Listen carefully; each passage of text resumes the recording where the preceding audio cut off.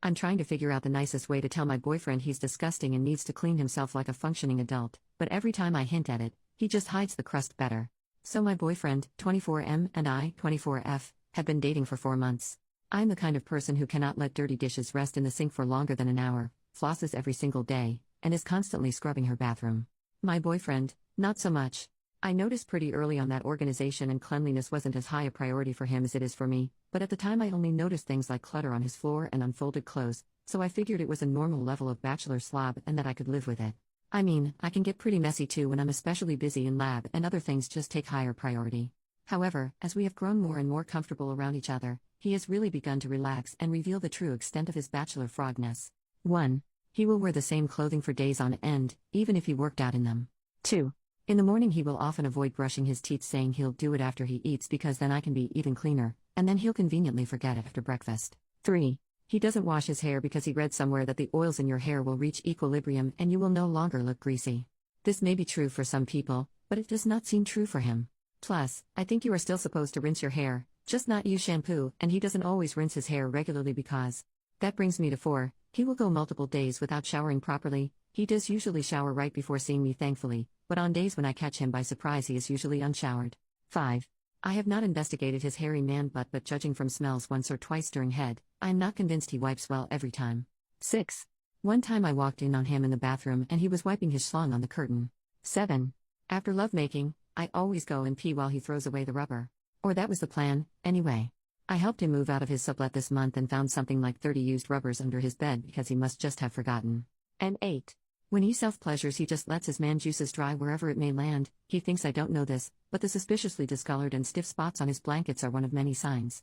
He always washes his schlong in the sink before we made love and claims it is because he just really likes being clean. The one time I pinned him down and took off his pants for an intimate surprise, his pubes were all crusty. The thing is, as foul as all this makes him sound, he doesn't come off as obviously foul when you meet him. He doesn't smell horrible, just strongly like deodorant, which I suspect he rubs all over his body when he doesn't want to bathe. He is actually pretty stylish. He works as a programmer in a research context, spending most of his time alone or hanging out with equally gross computer scientists, so there has been little incentive for him to clean up in the past because nobody seems to care that much. I am his first girlfriend and probably the only one of his friends who is habitually close enough in his personal space to notice when his breath is funky or he has dirt encrusted on the back of his neck. Actually, most of the stuff I outlined above he probably thinks I haven't noticed, because he always tries to clean himself up and hide the signs if he knows we're meeting up. I suspect that a lot of his gross behavior is really just because he thinks he's getting away with it, rather than actually enjoying being this gross in itself. I've observed him getting a little cleaner when he finally realizes that other people are judging him. He's started brushing his teeth and washing his clothes more often, for instance, and he often tries to pretend that he actually really prizes hygiene, even commenting on his coworkers' body odor, etc. I've tried subtly hinting to him that he should clean up, and he always says, "Oh yeah, I should do that," and then he'll make sure to clean better right before I show up at his place. But if I ever spot him around town on a day when we don't have anything planned, he'll be all gross again. Clearly, subtlety is not working. However, I don't want to completely shame him either, nor do I want to have to be his mom and nag him all the time. I'm okay with a certain level of messiness. This isn't a total deal breaker for me, especially because the rest of our relationship is actually so darn good. I can even live with the general messiness of his home and personal space were we to move in together. It's just his personal hygiene that really bothers me. I know that I can't really change him fundamentally, but can I at least get him to wipe his ass better? Update, 2 months later, I felt a lot better after reading all of your comments. I was feeling guilty about judging him for his hygiene habits, because I know that different people have different attitudes towards cleanliness, and I am definitely on the obsessive end of the spectrum. I took your suggestions to heart and decided to just sit him down and get it all out in the open. I framed it both as a quality of life issue, he might get diseases, etc., if not clean, and a professional issue, other people might notice, affect his career and networking opportunities. I tried to be respectful but clear, and I stated that although I really like him and can see myself with him for the long term, if he continued not to wipe his butt properly I would have to consider that a deal breaker. He was very quiet and didn't really have much to say at the end of the conversation, but he said that he was sorry that he had been making me uncomfortable and that he would try to shape up. He said that in particular because of his passion for his work, it's easy for him to lose track of time and forget to do things like laundry, and that he appreciated me for bringing up this issue. After that conversation, about a month ago, I saw lots of positive changes. He did 1 load of laundry, and dyed all his white shirts pink, which kind of worries me because I feel like this is something you figure out how not to do as a freshman in college at the very latest. So has he just never done laundry before? Started shaving and taking out the trash weekly, and always smelled fresh whenever I saw him. He even cleaned the bathtub. I was really proud of his progress. I did notice that he would get frustrated when I pointed out things that he had missed, like always having dirty dishes in the sink or not washing the kitchen floor, which is currently really gross because someone tracked mud and dog poop all over it. Now this is the bad part where I'm ashamed of myself and the way I acted. 2 nights ago he was over at my place, and he was smelling a little funky, so I just asked him if he had brushed his teeth that day and that I had a new bottle of mouthwash if he wanted to use it. He completely blew up at me. He said that he didn't appreciate me treating him like a child and that I needed to respect that he was an adult capable of making his own adult decisions that were none of my business.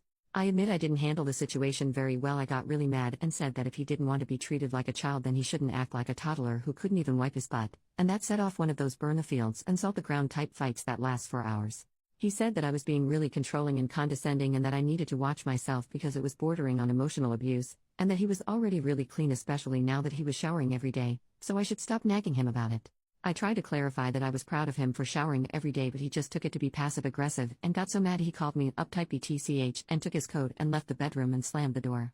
I didn't know what to do, especially since we have never had a fight this intense before, and he has definitely never called me a BTCH, so I decided to just keep on sitting in the bedroom and let him cool down until he was willing to talk reasonably again. But after 20 minutes he still hadn't come back, and I couldn't hear him stomping around the common areas of the house anymore, so I started to get really worried. I mean, what if he had stormed out and gotten hit by a car or something? He also has a history of self-injury, so I was really concerned.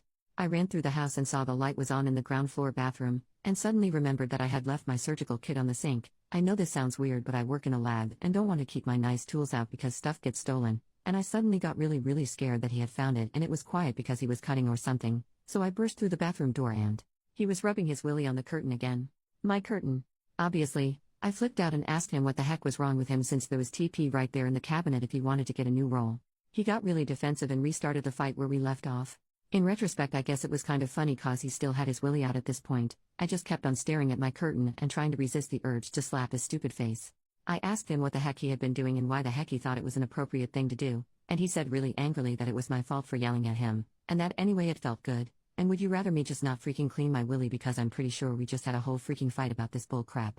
I told him he was disgusting and I was going to break up with him because he was such a disgusting slob. He said, "Are you really going to break up with me over a curtain? Really now? Really?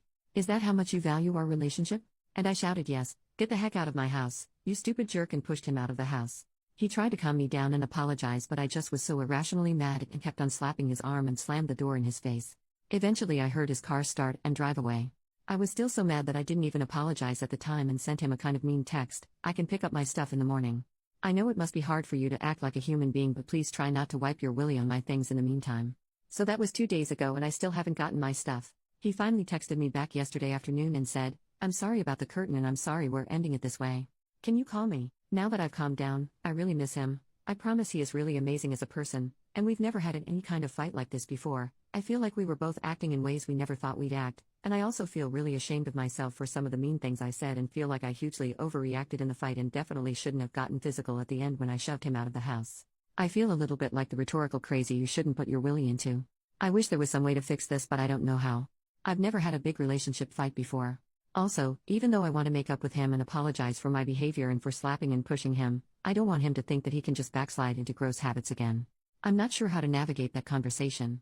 I guess if we do end up breaking up, I'll have a lot of free time on my hands for new hobbies. Maybe I can learn DIY home improvement and remodel my bathroom, sew some new curtains. That was a joke, but I'm sorry if it wasn't very funny because I am feeling really down right now. Also, sorry for length. I just had to get it out. Added info on the shower curtain, so I wasn't going to describe this because it makes the whole thing even more ridiculous sounding, and also I felt bad about basically stripping my boyfriend of his dignity on the internet, but there's been a lot of questions about this, and since I am heartbroken anyway, someone might as well get some entertainment from this. He was kind of holding his willy with one hand and slapping the curtain with it. I don't know how to describe it more than that. I think maybe he was trying to simultaneously shake off the pee and wipe the tip for efficiency. Final update, 1 month after the first update. Since you all were so helpful before, I thought I would give a final update for anyone who was interested. So after I read all your comments last time, I didn't really know what to do. On the one hand, it really struck me when multiple people were saying that I must not have any self-respect to stay with and be intimate with someone who was so unclean, and about how he was handling the situation so immaturely, as was I. But on the other hand, he really was the best boyfriend I've ever had, and I kept on missing him and basically behaving like a caricature of the lonely dump girl and craving ice cream. I mean, it's not like he never wiped his butt and he really was trying at the end. I kept on thinking that maybe I had not described the situation properly, and if I was better at explaining it, people wouldn't have piled up on him so much. I just kept on going back and forth and becoming more and more anxious that I wasn't going to make the right decision, and getting more and more anxious about how to respond to his text, and about how we'd probably have some drawn-out multi-hour long conversation about the state of the relationship if we did reply, and about how I had a ton of finals coming up that week and couldn't afford to be anxious about this, which of course only made me more anxious, etc. When I get anxious or scared, unfortunately my response is to freeze and avoid. So I just didn't respond to his text at all, thinking that maybe if I slept on it I would come up with what to do. The next day, I kept on rereading his text again and again instead of working, so I decided to turn my phone off so I wouldn't be distracted.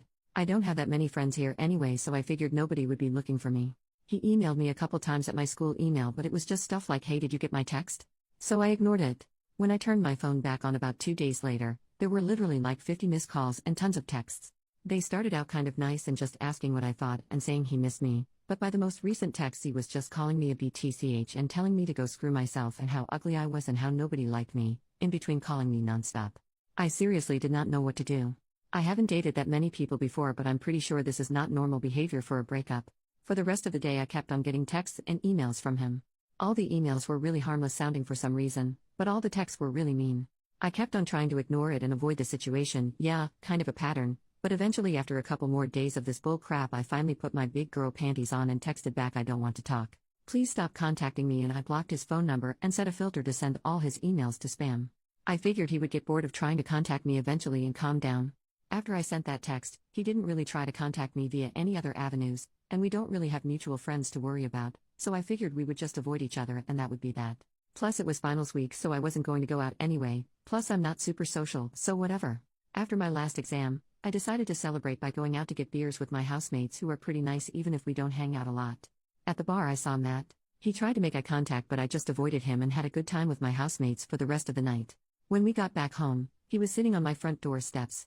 He stood up when we got there and asked if we could talk. I didn't really want to, but I figured we were at my house and 2 of my housemates are pretty strong guys, so it's not like anything would happen. Plus I thought maybe it would be good for him to have closure, so I said fine, but only for 5 minutes, and asked my housemates to wait for me inside.